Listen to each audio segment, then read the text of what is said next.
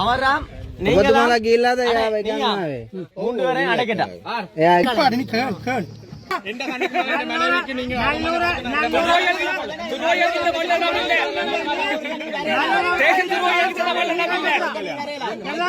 அப்பாவி பொதுமக்களை ஒன்றுமே செய்யாத அப்பாவி பொதுமக்களை கடத்தி கொண்டு வந்து மிக கொடூரமான முறையில் சித்திரவதைகள் புரிந்து கொலை செய்த இடம் இந்த இடம்தான். துணுக்காயில் புலிகளின் சித்திரவதை முகாம் இருந்ததென்று கூறி தயானி எனப்படுகின்ற பெண் ஒருவர் ஒரு காணொலி ஒன்றினை சில தினங்களுக்கு முன்னர் பதிவிட்டிருந்தார். அவர் சிங்களத்திலும் தமிழிலும் அந்த காணொலியை பதிவிட்டிருந்தார். அதனை அருண் சித்தார்த் அவர்கள் பயந்திருந்தார். இந்த அருண் சித்தார்த்தின் மனைவிதான் தயானி என்று தெரிய வருகின்றது. இவ்வாறான சூழ்நிலையில் அவர்கள் மீண்டும் ஒரு ஊடகவியலாளருடன் அந்த இடத்திற்கு சென்றிருக்கிறார்கள். அந்த சந்தர்ப்பத்தில் அப்பகுதியைச் சேர்ந்த இளைஞர்கள் அருண் சித்தார்த் மற்றும் அவரது மனைவியிடம் பல கேள்வியை எழுப்பியிருக்கிறார்கள். அதை தவிர அவர்களுக்கு தகுந்த பாடம் கற்பித்து கொடுத்திருக்கின்றார்கள் என்பதுதான் கூறக்கூடிய வகையில் இருக்கிறது. அவ்வாறுதான் சமூக வலைதளத்தில் பல தகவல்கள் பல காணொலிகள் தற்பொழுது பகிரப்பட்டு கொண்டிருக்கின்றது. இதனையெல்லாம் தாண்டி பல விடயங்கள் இதற்குள் இருக்கின்றது. நான் சில தினங்களுக்கு முன்னரே இது தொடர்பாக பேசுவதற்கு தயாராக இருந்தேன். அப்போது முன்னாள் போராளிகளிடம் இது தொடர்பாக கேட்டிருந்தேன். அவர்கள் அதற்கான எந்தவித பதிலையும் எனக்கு வழங்கவில்லை. அது தொடர்பாகவும் இதிலே நான் அம்பலப்படுத்தி இருக்கின்றேன். அதற்கு முதல் JK ரிப்போர்ட் எனப்படுகின்ற இந்த யூடியூப் சேனலை சப்ஸ்கிரைப் செய்து கொள்ளுங்கள். தொடர்ந்து அருகில் இருக்கின்ற பெல் பட்டினை கிளிக் செய்வதன் ஊடாக நான் போடுகின்ற ஒவ்வொரு காணொளிகளையும் நீங்கள் உடனுக்குடன் பார்க்கக்கூடிய வகையிலே இருக்கும். நான் நடராசா ஜெயகாந்தன். தற்பொழுது செய்திகளுக்குள்ளே செல்லலாம்.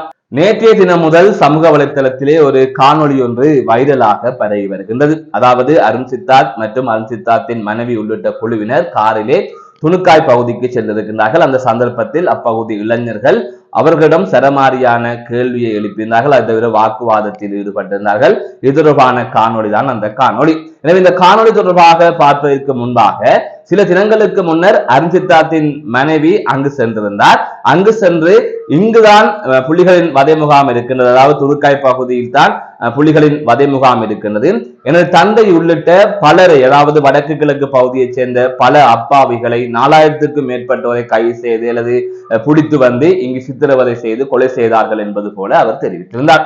அதாவது செம்மணி புதைகுழி போல இங்கும் ஒரு புதைகுழி இருக்கிறது என்பதுதான் அருண் சித்தார்த் உள்ளிட்டவர்களின் கருத்தாக இருக்கிறது. இதற்கு சர்வதேச விசாரணை வேண்டும், இதற்கு நீதியான விசாரணை வேண்டும், புலிகள் அமைப்பினர் எவ்வளவு கொலைகளை செய்தார்கள் என்பது போன்று அவர்கள் பேசிக் கொண்டிருக்கிறார்கள்.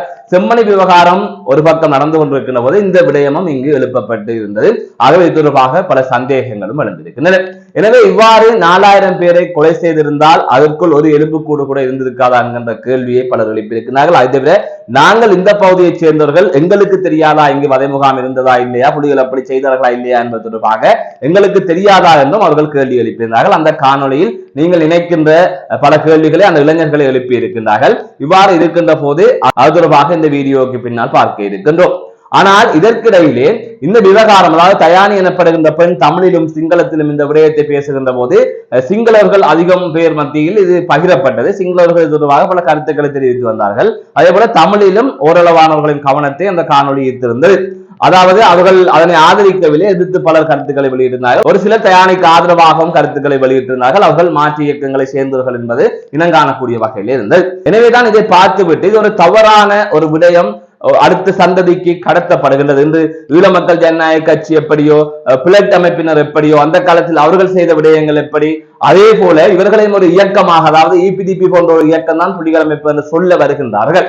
ஆகவே இது தொடர்பாக சரியான புரிதல் இளம் தலைமுறைக்கு இருக்காது. எனவே அவர்களுக்கான தெளிவுபடுத்தலை கொடுக்க வேண்டும் என்று 2 முன்னாள் போராளிகளை நான் தொடர்பு கொண்டிருந்தேன். 2 முன்னாள் போராளிகளும் தற்பொழுது அரசியலில் ஈடுபடுகின்றவர்கள், சமூகத்தின் மத்தியில் அறிந்தவர்கள். அப்படி இருக்கின்ற போது ஒருவரிடம் நான் அலைபேசி மூலமாக அழைத்து இவ்வாறு ஊடகம் சார்ந்து கதைக்கின்றேன், இப்படி ஒரு காணொலி ஒன்று வெளியாகி இருக்கின்றது, இளம் சமுதாயத்தினரை பார்க்கின்ற போது புலிகள் தொடர்பான சரியான புரிதல் இல்லாமல் அவர்கள் வேறு மாதிரி நினைக்கக்கூடும், எனவே சரியான விடயத்தை கூற வேண்டும், இது தொடர்பாக உங்களுடைய கருத்துக்களை நீங்கள் தெரிவிங்கள் என்று கூறிய போது ஒருவர் கூறியிருந்தார், அந்த காலப்பகுதியில் நான் புலிகள் அமைப்பில் இல்லை, அப்படி இருக்கின்ற போது நான் அதை சரியாக கூற முடியாது, அதை தவிர அதை நாங்கள் இனிமே பெரிதுபடுத்த வேண்டாம் என்று ஒருவர் கூறியிருந்தார். இன்னொருவர் மூத்த போராளி யாழ்ப்பாணத்தில் இருக்கின்றவர். அவரிடம் இது தொடர்பாக பேசினேன். அதுக்கு பிறகாக அவர் எந்தவித பதிலையும் அனுப்பாமல் அதுக்கு சம்பந்தமே இல்லாமல் பல விடயங்களை எனக்கு அனுப்பி வைத்திருந்தார். அவரும் கருத்து கூற விரும்பவில்லை என்பதை என்னால் புரிந்து கொள்ளக்கூடிய வகையில் இருந்தது. ஆகவே முன்னாள் போராளிகள் என்கின்றீர்கள், நாட்டுக்காக போராடினீர்கள் என்கிறீர்கள், ஆனால் இதற்கு பதில் சொல்வதற்கு முன்வரவில்லை என்பது ஒரு சரியான விடயமாக நான் பார்க்கவில்லை. ஆகையால் அந்த காணொலியை நான் பதிவேற்றவில்லை.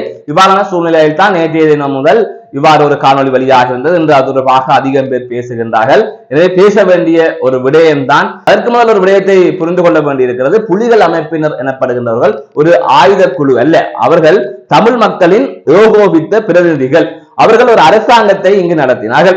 வெளியுலக பார்வையில் அவர்கள் பயங்கரவாதியாக இருக்கலாம், தீவிரவாதிகளாக இருக்கலாம். ஆனால் தமிழ் மக்கள் மத்தியில், இலங்கையில் வாழ்கின்ற தமிழ் மக்கள் மத்தியில் ஏகோபித்த பிரதிநிதிகள் அவர்கள் தான். அவர்கள் இங்கு ஒரு அரசாங்கத்தையே நடத்தி கொண்டிருந்தார்கள். புலிகள் அமைப்பினர் கொலை செய்யவில்லையா, தண்டனை கொடுக்கவில்லையா, சித்திரவதை செய்யவில்லையா என்று கேட்டால் அது தொடர்பாக சரியாக தெரிந்து கொண்டவர்களுக்கு விளங்கும். சிறுமிகளை துஷ்பிரயோகம் செய்தவர்கள், பெண்கள் விடயத்தில் மோசமாக நடந்து கொண்டவர்கள், அதை சமூகத்தில் அதி உச்ச அடாவடியில் ஈடுபட்டவர்கள், அநாகரிகமான செயலை செய்தவர்கள், இவ்வாறானவர்களுக்கு புலிகள் அமைப்பினர் தண்டனை கொடுத்தார்கள். ஆனால் அவர்கள் அன்று ஒரு அரசு நடத்தி கொண்டிருந்தார்கள். அவர்கள் இதை செய்தார்கள். தமிழ் மக்கள் அதற்கு ஆதரவு அளித்தார்கள்.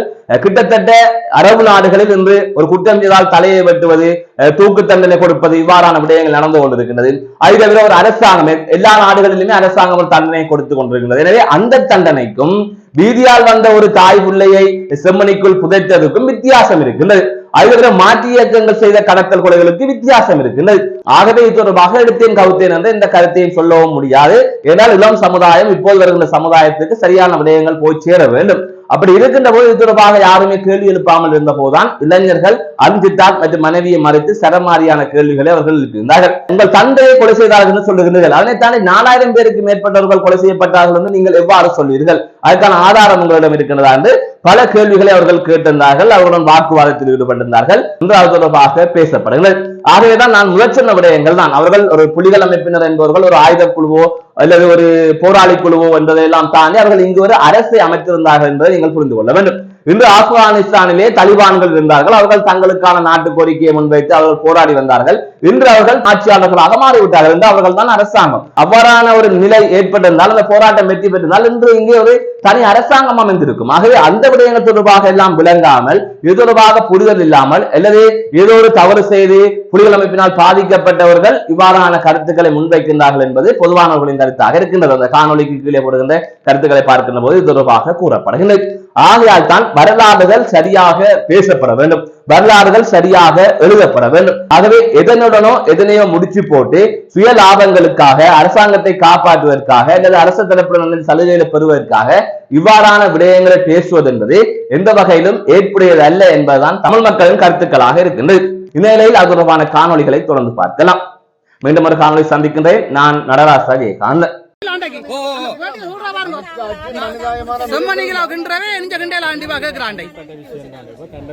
அங்க ஆமை செய்தது இங்க இயக்கம் செய்திருக்கு தானே காட்டுறதுக்காக. இவன் சொல்ற காலப்பதில் இவாக்கு எத்தனை வயசு? 6 வயசு. மூத்த பிள்ளை வெகுக்குள்ள தங்கச்சி 2 தம்பி 51 நாள் பிறந்த ஒரு தம்பி. அப்ப 90ஆம் ஆண்டு வீடு அம்மாக்கு 28 வயசு. அம்மா இருக்கு. அம்மா எப்படியாவது 60 வயசு. அப்ப அம்மாவும் இவவும் தான் குடும்பத்தை. அவ ஒரு மனநோயாளியாய் போன அம்மா வந்து ஒரு தனியா இல்ல. அவ உங்களுக்கு என்ன தெரியும்? இல்ல மனநோய் என்று சொல்லல. அவ இப்படி தெரிஞ்சு அனுமதி இல்லாத வீடியோ வந்திருக்கு. ரெக்கார்ட் அளிக்கணும். நானும் பசியம் கேட்கிறோம். இவா கேட்கிறா அதை நீங்களா கேட்கறீங்க.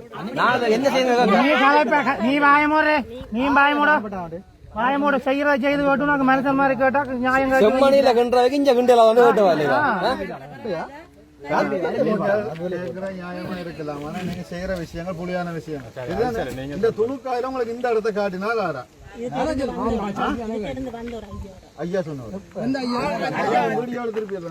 சரி இல்ல இல்ல அவற்ற போன் நம்பர் கடைங்க போன் நம்பர் இல்லன்னு சொல்லி நம்பருங்க அவற்ற போன் நம்பர் கடைங்க இந்த நேரத்துல 14 பேர் எங்க ஊருக்குள்ள இருந்து கொண்டு போனது ஒரு ஆள் தப்பி வந்தவர் இப்ப எங்களுக்கு இல்ல இவருக்கு சொல்லி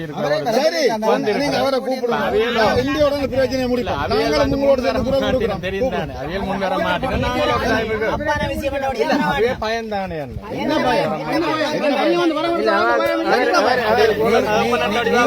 ஒன்று செய்யணும்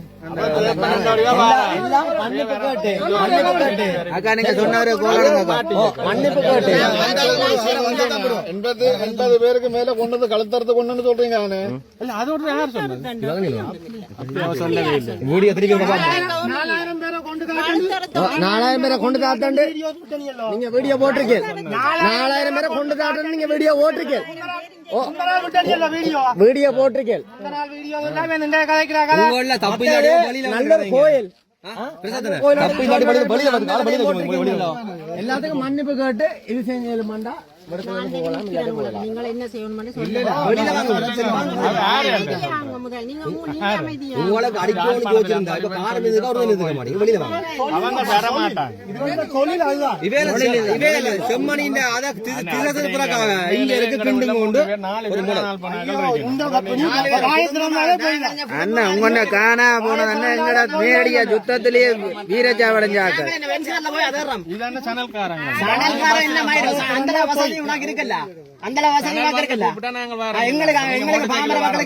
நீங்க தான் அவையில கூப்பிட்டு இருக்கிறீங்க போய்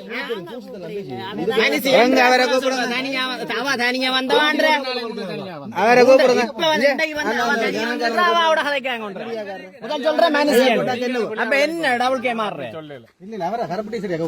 ஓ இல்ல அவர் இவையில கூட்டிக்கொண்டு வந்தோம் அவரா கூப்பிட அவருக்கு என்ன தெரியும் அவருக்கு இல்ல அவரை கேட்போம் வேலை கூப்பிட்டாதா இல்ல அவர் வேற கூப்பிட்டாரா கொழும்பு டிவி காரன் வருவாங்க வீடியோ ஐயா வேலைக்கு இல்லாத மேல வைக்காங்கன்னாவே ஐயா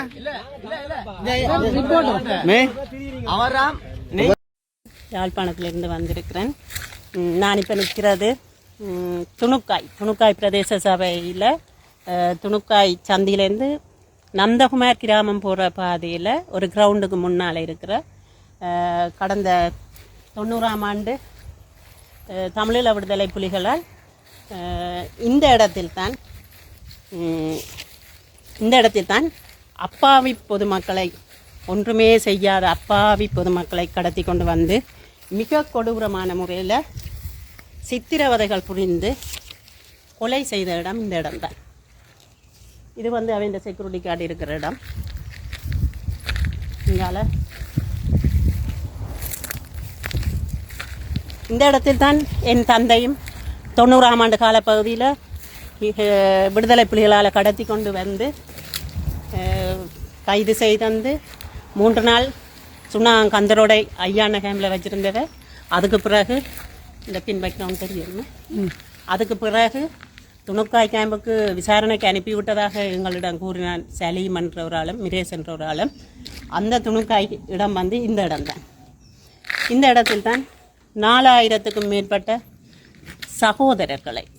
தமிழ் சகோதரர்களை தமிழீழ விடுதலை புலிகள் கொண்டு வந்து காலில் சங்கிலிகள் பிணைக்கப்பட்டு உலக நாட்டிலே எந்த சிறைச்சாலைகளிலும் செய்யப்படாத பாரிய கொடூரமான சித்திரவதைகளை செய்து காலில் சங்கிலிகள் பிணைக்கப்பட்டு பங்கர்கள் அமைத்து பங்கர்களுக்குள் அவர்களை போட்டு பங்கர்களுக்குள்ளே பாரிய பெரிய பாம்புகளை விஷப்பாம்புகளை கொண்டு வந்து விட்டு மிகவும் கேவலமான முறையில் மலங்களை அதுக்குள்ளேயே கழிக்க பண்ணி